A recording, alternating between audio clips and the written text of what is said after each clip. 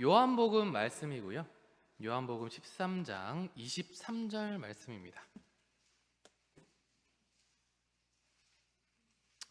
요한복음 13장 23절 말씀입니다.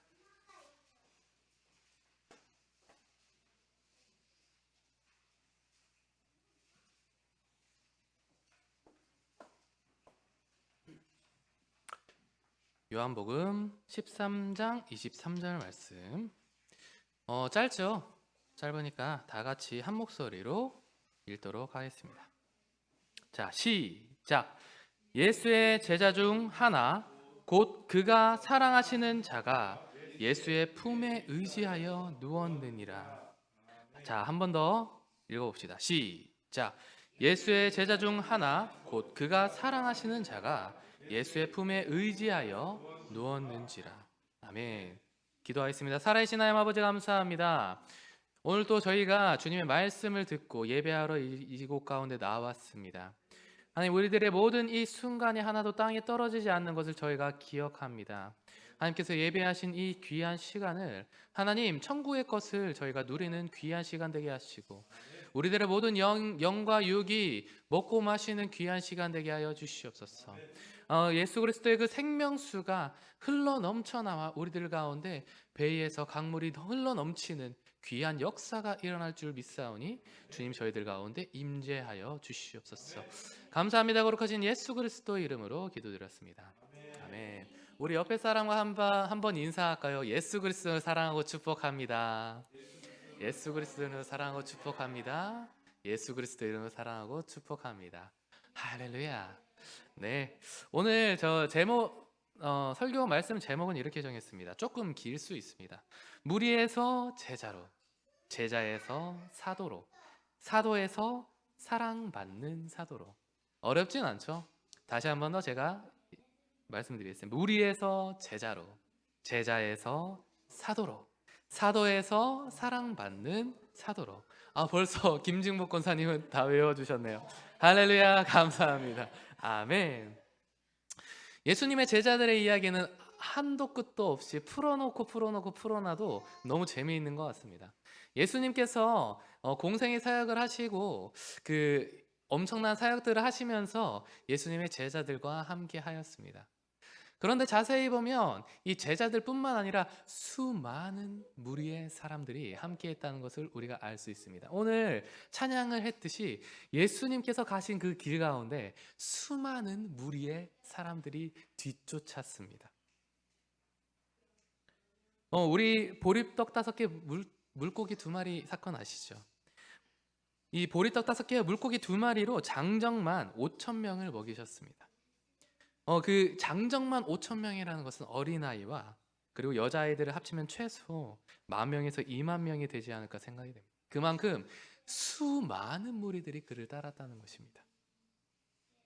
무리에 끼지 않았던 사람들도 있습니다. 예수? 아유, 그게 뭐라고? 이게 사람일 뿐이 아니야? 하나님이라고? 메시아라고? 말도 안 되는 소리. 메시아라고 하면 그냥 엄청난 빛이 있고 영광이 있고 엄청나게 뛰어난, 그리고 우리들의 모든 것들을 살릴 수 있는 그런 사람이 되어야 되는 거 아니야? 바리새인, 사두개인, 선지자들 중에서 일부들은 그 예수님을 배척하고 그 무리에 끼지도 않은 사람들이 있습니다. 그러나 우리는 다행히 예수님을 믿는 사람들이죠. 할렐루야. 예수님을 믿는다는 것이 얼마나 행복한 일인지 모릅니다. 예수님께서 그 행하신 행적들, 세상에서는 그것이 미련한 것이나 우리에게서는 영원한 것입니다. 할렐루야. 예수, 그 가장 아름다운 그 이름, 그 이름을 더욱더 성축하고 가까이 하는 여러분들 되시길 예수로 축복합니다. 그렇게 수많은 사람들이 무리를 지어서 예수 그리스도를 따랐습니다. 그런데 그 무리들 중에서는 구경꾼들이 많았습니다. 예수님의 능력을 보고 모인 사람들, 그리고 단순하게 내가 치유받기 원했어, 단순히 예수님께 무언가 콩고물이 떨어지는 것들, 예수님 능력 있으시니까, 선지자니까, 예언자니까, 단순히 그러니까 따라갔던 사람들이 있습니다. 우리는 어떤 위치에 있습니까? 단순하게 예수님이 주시는 그런 콩고물들만 취하는 그런 사람들입니까? 아닙니다. 우리 예수품 교회 사람들은 모두 다 무리 이상인 것으로 저는 알고 있습니다. 할렐루야.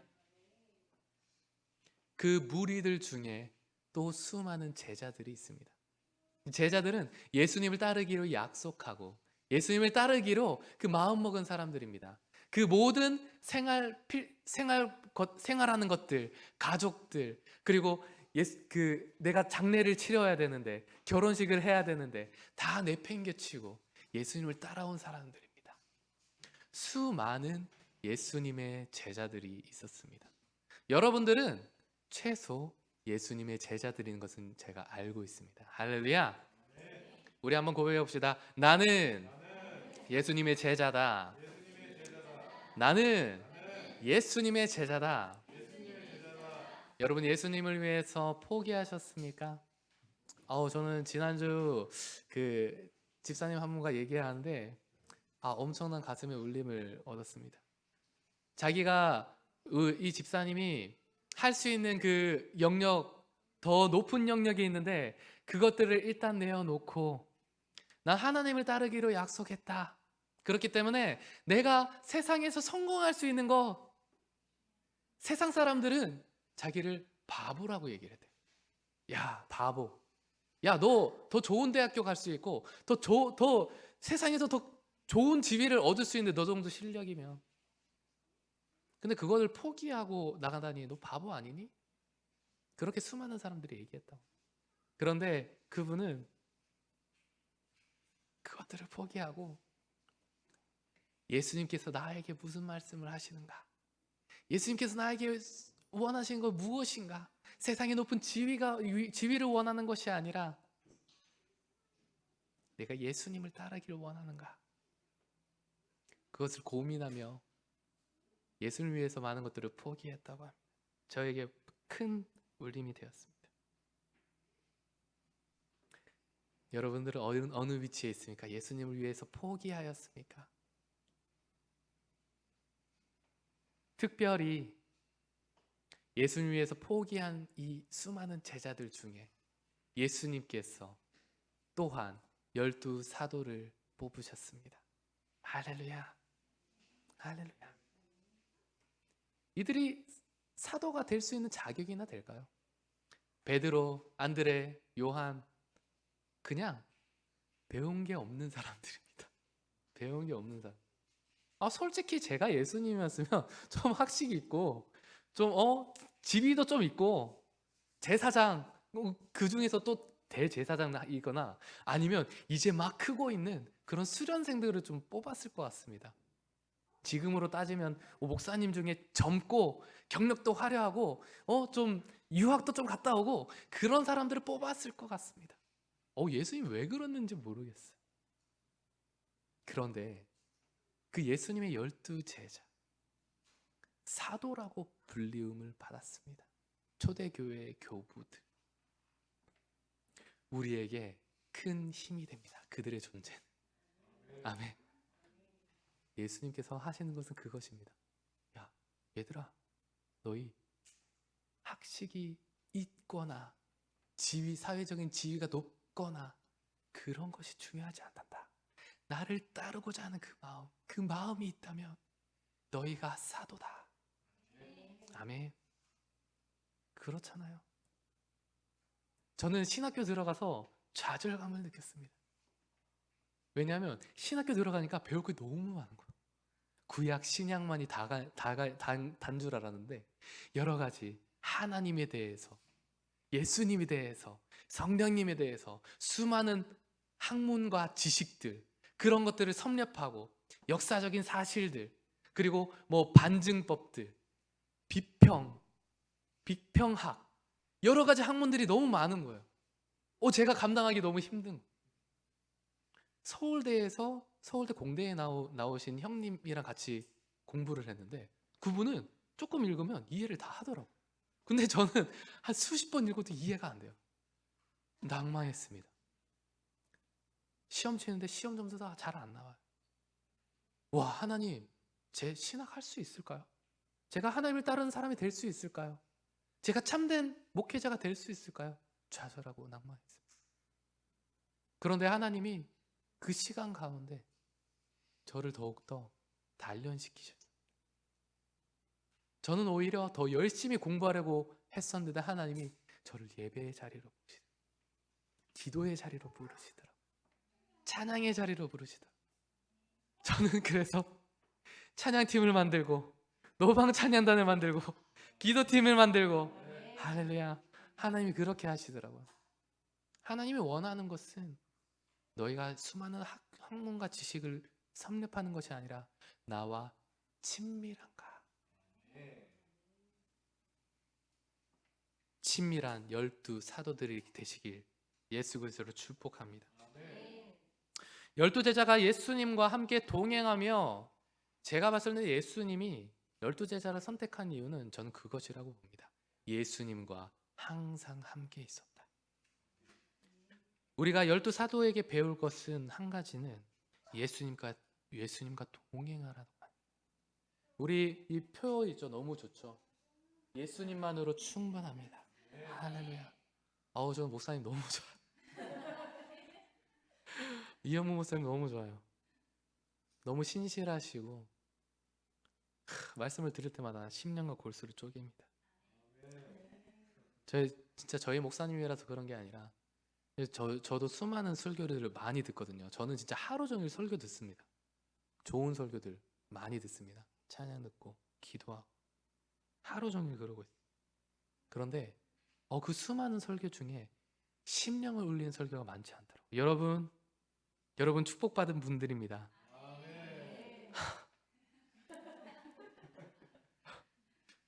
제가요 이렇게 말씀드리면 진짜 죄송하지만 전도사지만 심령과 골수를 쪼개는 그런 설교를 듣지 못할 때는 머리가 아파요. 설교를 듣고 있는데 머리가 아픕니다. 근데 우리 이영부 목사님의 설교를 들으면 머리가 깨집니다. 심령이 깨집니다. 사실 새로워집니다. 할렐루야. 딱 들어오는 순간부터 기운이 다릅니다. 할렐루야. 아멘.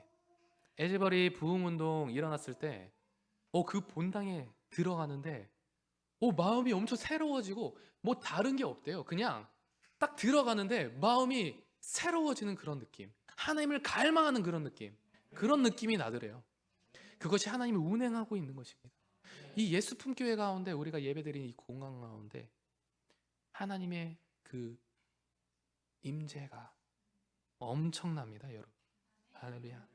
더 느끼시길 예수로 축복합니다. 예수님의 12 제자는 이스라엘의 12 지파를 이야기를 합니다. 이스라엘은 어떤 나라입니까?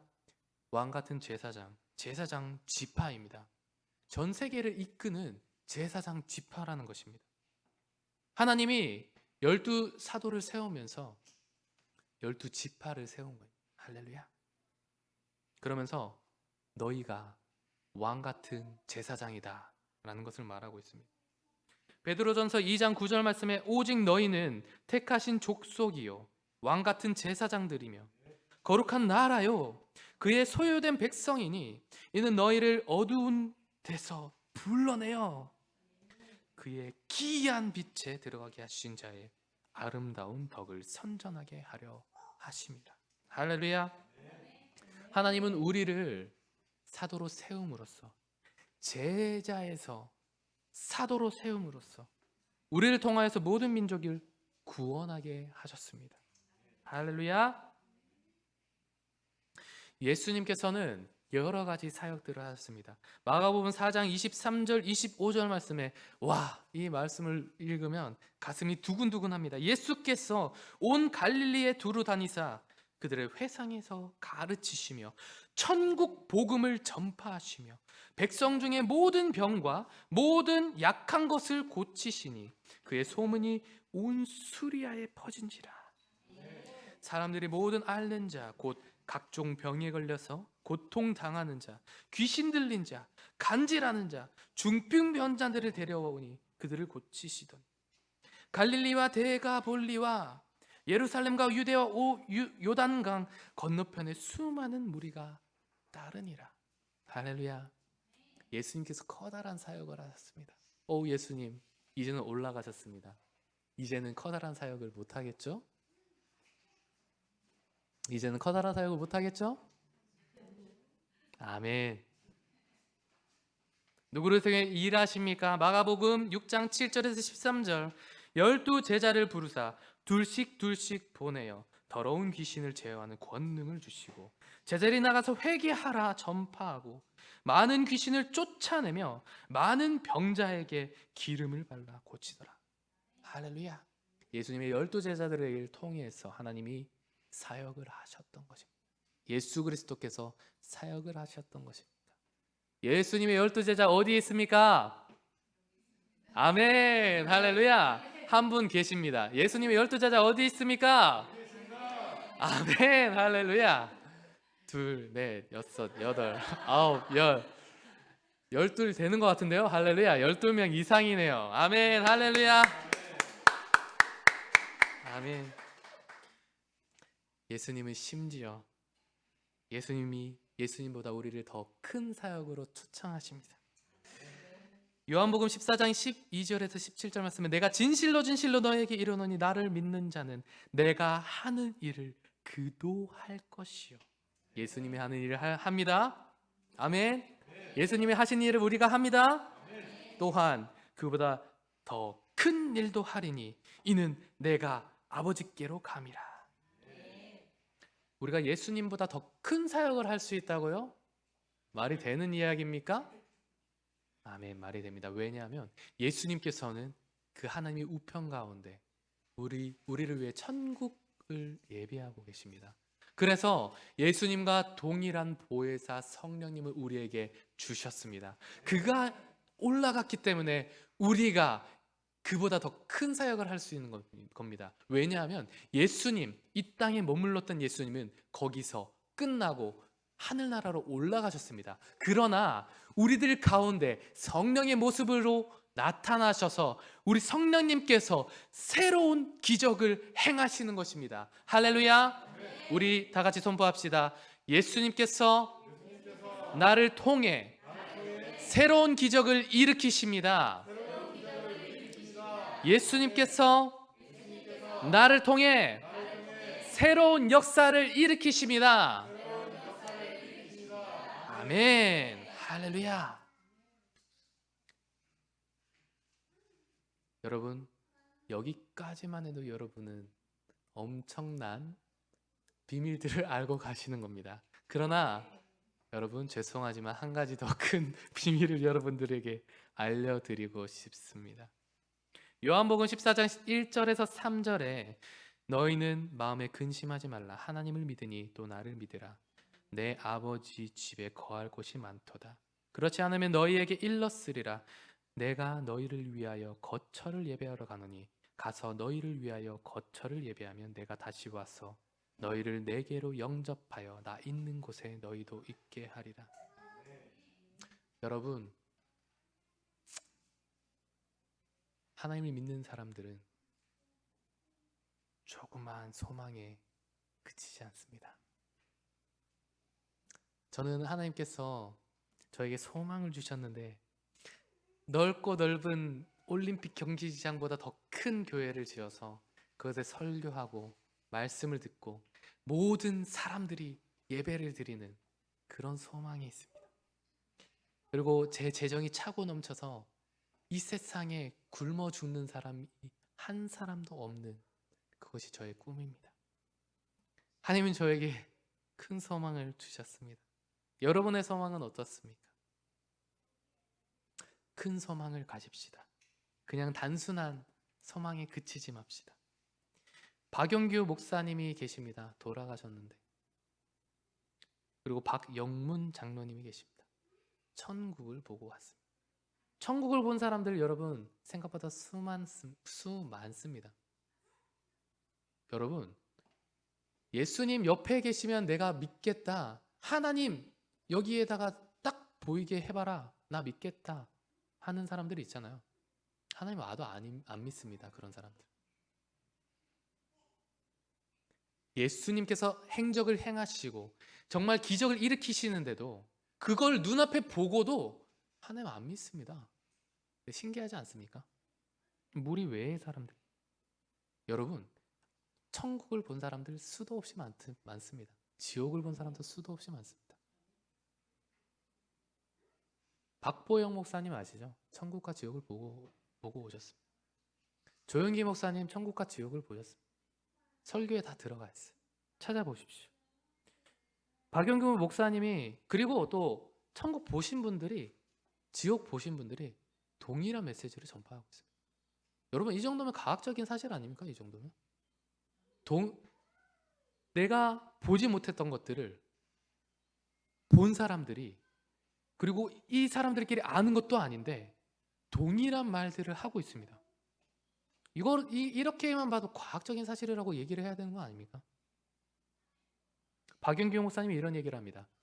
천국에 집이 있다고 합니다. 아멘. 예수님께서 천국을 보여주는데, 천사가 천국을 보여주는데 여러 천국의 모습들을 보는데 이런 항목이 있습니다. 여행이 끝날 즈음에 재료가 올라온다!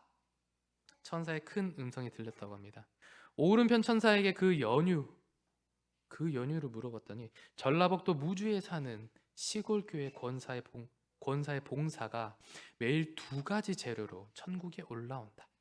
가난한 권사는 물질은 없지만 새벽마다 교회에 나와서 87명의 교인들을 위해 기도하고 또 청소한다.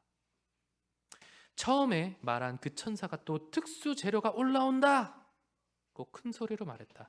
또 그래서 이유를 물어봤더니 그 가난한 권사의 딸이 가난한 집에 시집을 가서 살다가 친정 어머니에게 용돈을 조금 드리고 갔는데, 그 권사가 그 돈으로 계란 5개와 양말 2켤레를 사서 목사님께 드리자 목사님은 받을 수 없다고 사양하는데 벌써 그 선행이 천국집을 지을 수 있는 재료가 되어 올라오고 있었다라고 했다. 예수께서 냉수 한 그릇도 상을 잃지 않는다 하신 말씀이 사실임을 확인할 수 있었다. 여러분, 이 세상에서 다 끝날 것 같죠? 아니요. 여러분의 모든 행적이 천국에 쌓이고 있습니다. 천국에 기록되고 있습니다. 그리고 그 천국에 여러분들이 거처를 예수님께서 마련하고 계십니다. 할렐루야. 조영기 목사님이 대전 집회에 갔다 왔는데 그 대전 교회 목사님이 이런 얘기를 했다고 합니다. 교회를 너무 잘 지어서 그 안 되는 시기에, 그 돈 없는 시기에, 가난한 시기에 교회를 너무 잘 지어서 물어봤다고 하는데, 목사님 이렇게 큰 교회를 어떻게 지었습니까? 그래서 목사님이 이런 얘기를 했습니다. 우리 교회에 큰 부자인 장로님이 있는데 이 부자가 혼자서 교회 비용을 다 냈습니다. 장로님이 병에 들어서 죽었습니다. 실제로 죽었는데 영안실에서 사흘 만에 부시시 일어났다고 합니다. 오, 나 안 죽었는데 왜 여기다 놔뒀냐? 일어나더니 자기 자녀들을 전부 불러 모아서 내 있는 재산을 모두 팔아서 교회를 건축하라 라는 말을 했다고 합니다. 그리고 하는 말이, 내가 죽어서 없어진 줄 알았는데 천사의 손에 끌려 올라가 예수님 앞에 섰는데 그곳에 들어가서 영원히 살 집을 전부 사진 찍듯이 열람해놨다. 우리 교회에 어떤 할머니가 있는데 그 할머니의 집이 좀 크길래, 와, 내 집은 얼마나 클까? 왜냐면 그분은 장로님이니까. 내 집은 얼마나 클까 하고 천사, 내 집 좀 보여주십시오 하고 갔는데 화장실만한 크기의 집이 있었다고 합니다. 그래서 이 말도 안 되는, 저는 장로인데요. 예수님이 오시더니 이렇게 얘기를 했다고 합니다. 너 11조 냈니? 아니요, 저 11조 내고 싶으면 냈습니다. 그 봐라, 11조도 내지 않고 특별 헌금도 내지도 않고 교회 건축 헌금은 한 푼도 안 내고 여기에 무엇이 있을 줄 아느냐?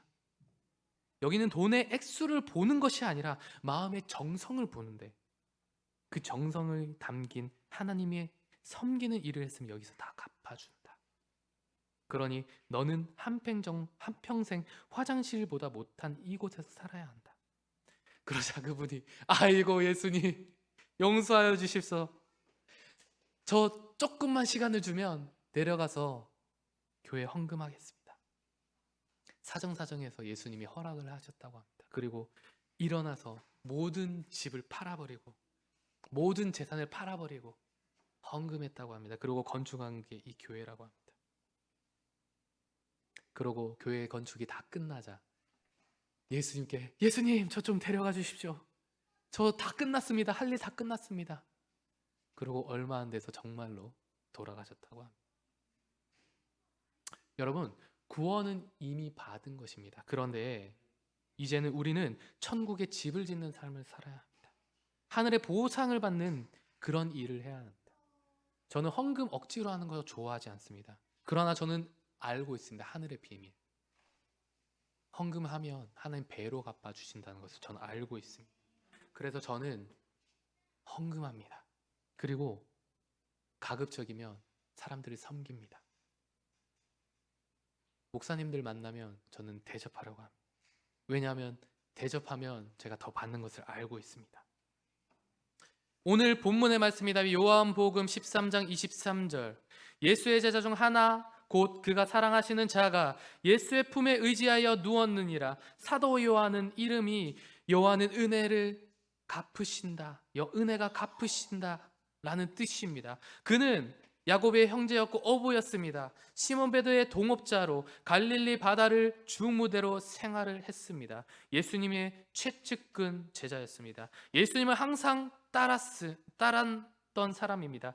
그는 지식이 어두웠고 성격이 불과 같았습니다. 그러나 예수님께서는 오늘 뭐라고요? 곧 그가 사랑하시는 자가 예수의 품에 의지하여 누웠느니라. 사도 요한은 예수님과 항상 동행하였습니다. 예수님께서 야이로의 딸을 살리셨을 때, 영화롭게 변형되셨을 때, 겟세마네 동산에서 기도하실 때 꾸벅꾸벅 졸면서 예수님의 마지막 유월절을 준비하는 베드로를 도왔고 최후 만찬에서 예수님의 품에 의지하였습니다. 예수님이 대적에 붙잡혔을 때 신문하는 장소까지 뒤쫓아갔고 예수님이 못 박히실 때 십자가 아래서 그것을 보았습니다. 비록 예수님 잡혀 가실 때 도망은 갔을 때지만요. 예수님이 임종하실 때 그의 모친 마리아에게 부탁을 받았습니다. 그리고 부활 후 그의 빈 무덤을 목격하였습니다. 갈릴리 바다에서 부활하신 예수님을 배웠고 예수님이 승천한 다른 제자들과 함께 예수님의 승천을 목격했습니다. 오순절 성령 감림 후 시작된 초대교회에서 베드로와 함께 활동하였습니다. 예수께서 사랑받는 자 요한은 그랬던 것입니다. 요한복음 21장 20절. 베드로가 돌이켜 예수께서 사랑하시는 그 제자가 따르는 것을 보니 그는 만찬석에서 예수의 품에 의지하여 주님을 파는 자가 누구오니까 묻던 자더라. 이것이 요한입니다. 베드로가 예수님께 물어본 것입니다. 예수님의 사랑하는 그 제자 요한은 어떻게 되는 것인가요? 이에 베드로가 그를 보고 예수께 여짜오되 주님, 이 사람은 어떻게 되겠사옵나이까? 예수께서 이르되 내가 올 때까지 그를 머물게 하고자 할지라도 내가 무슨 상관이냐? 너는 나를 따르라 하시더라. 베드로가 요한의 미래의 행적을 물어본 것입니다. 왜 물어봤을까요?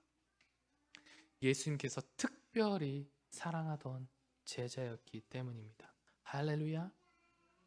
여러분은 사도로 머물고 싶습니까? 아니요. 저는 요한과 같이 예수님께 사랑받는 자가 되길 원합니다. 여러분도 그러십니까?